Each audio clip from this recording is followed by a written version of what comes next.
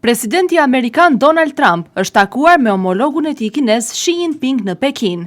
Në një kohë kur tensionet globale po rriten nga tregtia te inteligjenca artificiale, nga Tajvani te lindja e mesme, samiti në kryeqytetin kinez u zhndërua në një moment kyç për ekuilibrin ndërkombëtar. Trump deklaroi se bisedimet me Xi Jinping ishin jashtëzakonisht pozitive dhe produktive, ndërsa i drejtoi liderit kinez edhe një ftesë zyrtare për një vizitë në shtëpinë e bardhë më datën 24 shtator.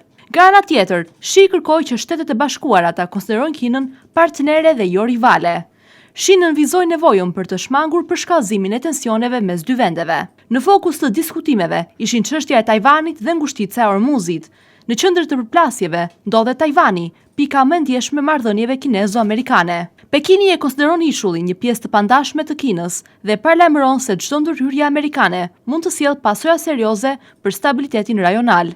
Washingtoni ndërkohë vjon mbështetjen ushtarake dhe politike për Tajpein, duke kthyer ngushticën e Tajvanit në një nga zonat më të tensionuara të globit. Lufta në lindjen e mesme prej kohësh ka shtuar pasiguri globale.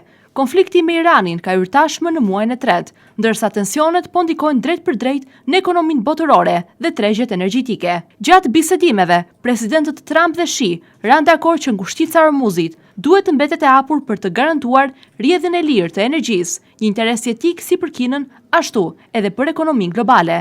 Nga ana tjetër, raportimet nga rajoni tregojnë se Irani ka nisur të lehtësojë kalimin e anijeve kineze përmes Ormuzit, por përplasjet mes Izraelit, Hezbollahut dhe Iranit vijojnë të përshkallëzohen.